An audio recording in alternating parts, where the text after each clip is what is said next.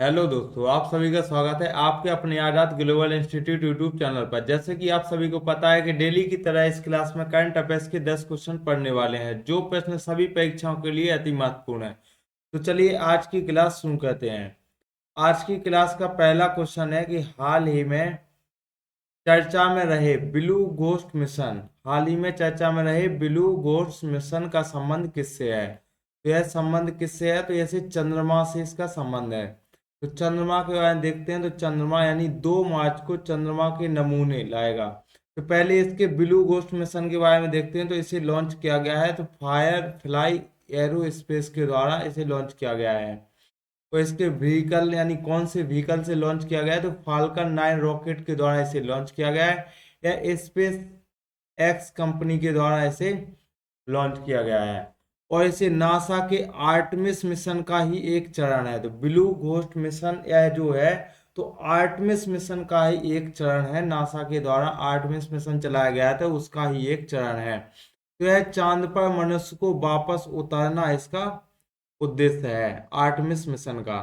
तो इसमें चंद्रमा पर 2 मार्च पर इसे लैंड किया गया था, जो कि 2 मार्च पर पहुंच जाएगा। और इसका काम क्या रहेगा? तो चंद्रमा पर चंद्रमा के नमूने कलेक्ट करेगा और इसे सूर्यास्त की स्थिति को देखेगा कि चंद्रमा पर सूर्यास्त और सूर्य उदय कैसा होता है। तो चलिए नेक्स्ट क्वेश्चन पे चलते हैं। Question number 2। तो फॉब्स और पेंसिल्वेनिया हॉब्स और पेंसिल्वेनिया विश्वविद्यालय की वर्ष 2025 की दुनिया की सबसे शक्तिशाली देशों की सूची में भारत को कौन सा स्थान मिला है? तो इसमें भारत को 12वां स्थान मिला है। तो फोर्ब्स यानी विश्व में शक्तिशाली कंट्री, तो फोर्ब्स की सूची होती है जिसमें विश्व के शक्तिशाली कंट्रीज को रैंकिंग के तौर पर रखा जाता है, जिसमें भारत को 12वें स्थान पर रखा गया है। तो जिसमें देखते हैं फर्स्ट स्थान पर यूएसए है, सेकंड स्थान पर चीन है और थर्ड स्थान पर रूस है। तो फोर्थ स्थान पर यूके यानी इंग्लैंड है और 12वें स्थान पर अपना इंडिया है। तो पॉपुलेशन में इंडिया फर्स्ट स्थान पर है और सेना की पावर में इंडिया चौथे स्थान पर है और इकोनॉमी में इंडिया 5वें स्थान पर है। तो यह भी ध्यान रखना है। लेकिन फोर्ब्स की सूची में यानी सबसे शक्तिशाली देशों की सूची में भारत का स्थान 12वां स्थान है। तो चलिए और इंडेक्स देख लेते हैं, महत्वपूर्ण इंडेक्स है जो। तो जैसे 105वीं रैंक पर किस इंडेक्स में भारत का स्थान है? तो 105वीं रैंक पर हंगर इंडेक्स में भारत का स्थान है। 159वीं रैंक पर प्रेस इंडेक्स में है और पहले स्थान पर इंटरनेट शटडाउन और क्रिप्टो इंडेक्स में भारत का पहला स्थान है। और प्राकृतिक में यह 176वें स्थान पर है, प्राकृतिक यानी पर्यावरण सूचकांक में। और 93वें स्थान पर भ्रष्टाचार सूचकांक में भारत का स्थान 93 में है। और एचडीआई इंडेक्स में भारत का स्थान 134वीं रैंक है। वैसे लैंगिक इंडेक्स में भारत का स्थान 108वें स्थान पर है, भारत का स्थान। और ऐसे साइबर क्राइम में है 10वें स्थान पर भारत का स्थान है। और रूल ऑफ लॉ यह 79वें स्थान पर है, रूल ऑफ लॉ में। तो चलिए नेक्स्ट क्वेश्चन पे चलते हैं। Question number 3। तो हाल ही में यूएसए के दबाव में चीन की बेल्ट एंड रोड पहल से बाहर होने की घोषणा करने वाला पहला लैटिन अमेरिकी देश कौन बन गया है? तो अभी हाल ही में चीन की बेल्ट एंड रोड पहल से बाहर होने की घोषणा करने वाला एक लैटिन अमेरिकी देश बन गया है। तो वह देश कौन सा है? वह पनामा देश है। तो वह कौन सा देश है? पनामा। पनामा के राष्ट्रपति के बारे में देखते हैं। तो पनामा के राष्ट्रपति जोसेफ मुलिनो है, जिन्होंने हाल ही में घोषणा किया है बीआरआई से। तो इसे बेल्ट एंड रोड इनिशिएटिव इससे बाहर होने की घोषणा की गई है। तो यह एक वन बेल्ट वन रोड पहल है, जो चाइना की एक पहल है। इसमें यूरोप और अफ्रीका महाद्वीप के बीच सामान को पहुंचाना यानी व्यापार में बढ़ोतरी करना है। इसके सामान को अफ्रीकी महाद्वीप और यूरोप तक पहुंचाना इसका उद्देश्य है। तो इसी पहल से अभी हाल ही में पनामा देश जो इसमें शामिल था, तो उसने इससे बाहर होने की घोषणा कर दी गई है, तो वह इससे बाहर यानी एग्जिट हो चुका है। तो पनामा देश के राष्ट्रपति ने इसकी घोषणा की है, जो उसके राष्ट्रपति जोसेफ मुलिनो है। तो इन्होंने घोषणा की है, ट्रंप के दबाव में आकर यह घोषणा की है, यह जोसेफ मुलिनो ने भी बताया है। इसे फर्स्ट लैटिन अमेरिकी देश बन गया है जिसने इनकार किया है इस पहल से। तो लैटिन एक भाषा है, एक अमेरिकी भाषा है, इसे लैटिन भाषा है, तो यह एक ऐसा इनकार करने वाला एक लैटिन अमेरिकी देश बन गया है, वो पनामा देश है। चलिए नेक्स्ट क्वेश्चन पे चलते हैं, क्वेश्चन नंबर 4। हाल ही में चर्चा में रही बैलिस्टिक मिसाइल एत एतमाद और एंटी वॉरशिप क्रूज मिसाइल गदर 380 का संबंध किससे है?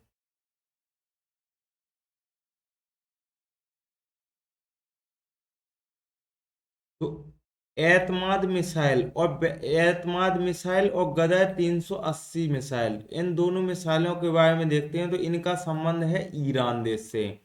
तो इसे एतमाद मिसाइल जो अभी बैलिस्टिक मिसाइल है, तो यह एक कैसी मिसाइल है? बैलिस्टिक मिसाइल है। तो यह परिवर्तनाकार पथ पर अपना रास्ता बनाती है, तो इसका रास्ता, इसका मार्ग कैसा होता है? परिवर्तनाकार होता है। और इसकी रेंज कितनी है? तो 1700 किलोमीटर इसकी रेंज है। तो दूसरी मिसाइल देख लेते हैं, एक गदर 380 मिसाइल, यह भी ईरान की मिसाइल है। यह एक एंटी वॉरशिप क्रूज मिसाइल है। यह ऊपर से अटैक करती है तथा यह फायर एंड फॉरगेट है, एक बार दाग देने पर यह टारगेट को भेद कर ही मानेगी। और यह गदर 380 मिसाइल एक ऐसी मिसाइल है जो रडार की पकड़ में नहीं आती है, और इसकी रेंज 1000 किलोमीटर की है। और इंडिया की एक मिसाइल देख लेते हैं जो है ब्रह्मोस। तो ब्रह्मोस किसकी है? एक भारत की मिसाइल है। तो यह भी एक सुपरसोनिक क्रूज मिसाइल है। तो यह कौन सी मिसाइल है? सुपरसोनिक क्रूज मिसाइल है। तो इसकी स्पीड देखते हैं, तो इसे 1 मैक से 5 मैक की इसकी स्पीड होती है, और यह भी फायर एंड फॉरगेट पर कार्य करती है। तो चलिए नेक्स्ट क्वेश्चन पे चलते हैं, क्वेश्चन नंबर 5।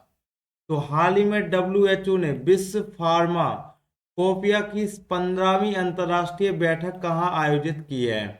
तो अभी हाल ही में 15वीं अंतर्राष्ट्रीय बैठक आयोजन की गई है, तो यह कहाँ पर की गई है? यह भारत में इसका आयोजन किया गया है।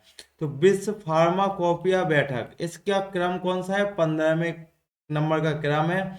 इसका आयोजन भारत में नई दिल्ली में हुआ है। तो यह 5 से 7 फरवरी में आयोजित की गई है। इसके डब्ल्यूएचओ इसका आयोजक है। तो आयोजन किसने किया है? इसका डब्ल्यूएचओ के द्वारा आयोजन किया गया है। इसका होस्ट रहा है, तो इसका होस्ट इस बार का स्वास्थ्य मंत्रालय है, तथा जेपी नड्डा इसके स्वास्थ्य मंत्री हैं।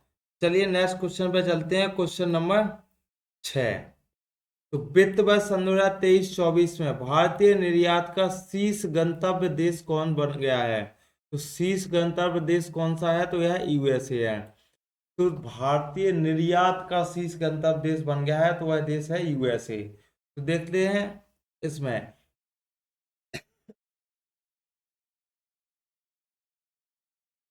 बजट में, देखते हैं तो इसमें बजट में बताया गया है, तो इसके 4 इंजन बताए गए हैं, जिसमें बताया गया है कि इसके कृषि, एमएसएमई और एक्सपोर्ट और इन्वेस्टमेंट, यह इसके 4 इंजन बताए गए हैं भारतीय इस वित्त वर्ष में। तो इसे एक्सपोर्ट देखते हैं, तो एक्सपोर्ट में सन 2023-24 में इसका रिकॉर्ड कितना दर्ज किया गया है? तो इसे देखा गया है 778.21 बिलियन डॉलर, और सन 2013-14 में 466 बिलियन डॉलर था। और इसका सर्वाधिक निर्यात गंतव्य में कौन शीर्ष स्थान पर है? तो पहले स्थान पर यूएसए बन गया है, जिससे 18% है, और सेकंड स्थान पर है यूएई। वैसे वृद्धि किस क्षेत्र में वृद्धि हुई? तो मोबाइल फोन में इसकी वृद्धि अधिक हुई है। चलिए नेक्स्ट क्वेश्चन पे चलते हैं, क्वेश्चन नंबर 7। तो हाल ही में संयुक्त राष्ट्र ग्लोबल कॉम्पैक्ट पहल में कौन शामिल हुआ है? तो यह कॉम्पैक्ट पहल में कौन शामिल हुआ है? तो जीएमआर एयरपोर्ट शामिल किया गया है। तो इसे संयुक्त राष्ट्र ग्लोबल कॉम्पैक्ट पहल में तथा यह व्यवसाय को टिकाऊ और विकास की ओर ले जाना इसका उद्देश्य है। तो इसकी शुरुआत संयुक्त राष्ट्र ग्लोबल कॉम्पैक्ट पहल की शुरुआत सन 2000 में की गई थी और इसमें जीएमआर यानी एयरपोर्ट कंपनी इसमें शामिल हुई है। तो भारत में सबसे बड़ी या भारत में सबसे बड़ा एयरपोर्ट ऑपरेटर है तो यह कौन है? जीएमआर है। चलिए नेक्स्ट क्वेश्चन पे चलते हैं। Question number 8। तो हाल ही में भारत की पहली फेरेट रिसर्च सुविधा का शुभारंभ कहाँ हुआ है? तो यह फेरेट रिसर्च सुविधा का शुभारंभ किया गया है हरियाणा राज्य में।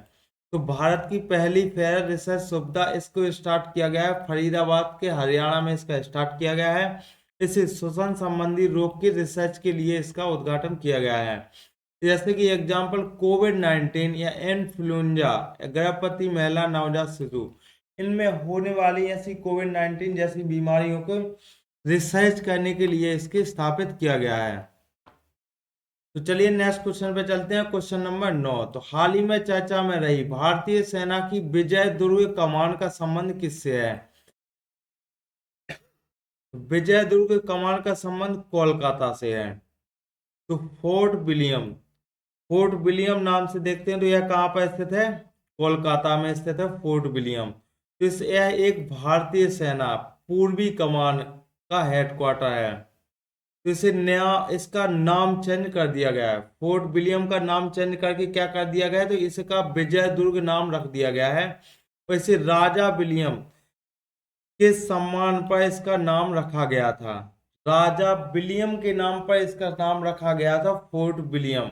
अभी हाल ही में इसका नाम बदलकर विजय दुर्ग कर दिया गया है। तो इसी में और भी नाम चेंज किए गए हैं तो वह नाम देख लेते हैं। जैसे ये किचनर हाउस, तो किचनर हाउस को नाम चेंज करके कर दिया गया है तो इसे मानकसा हाउस कर दिया गया है। वैसे सेंट जॉर्ज गेट, तो एक गेट का भी नाम चेंज करके कर दिया गया है तो इसका नाम कर दिया गया है शिवाजी गेट। तो यह ध्यान रखना है। चलिए नेक्स्ट क्वेश्चन पे चलते हैं। Question number 10। हाल ही में हरी इलायची की दो नई प्रजातियां, जैसे इलेटेरिया और फ्रेसीफेरा, और इलेटेरिया ट्यूलिपिफेरा, तो कहाँ पर खोजी गई हैं? तो यह इलायची की दो प्रजातियां खोजी गई हैं जो है इलेटेरिया फ्रेसीफेरा और इलेटेरिया ट्यूलिपिफेरा। तो यह दोनों की दोनों हरी इलायची की प्रजातियां हैं। तो इसको अभी हाल ही में केरल में खोजा गया है। चलिए आज की क्लास यहीं पर समाप्त करते हैं। आई होप कि आप सभी को यह क्लास पसंद आई होगी। तो वीडियो को लाइक करें। ऐसे ही डेली करंट अफेयर्स के वीडियो देखने के लिए चैनल को सब्सक्राइब करें और बेल आइकन दबाना ना भूलें। चलिए आज के लिए इतना ही।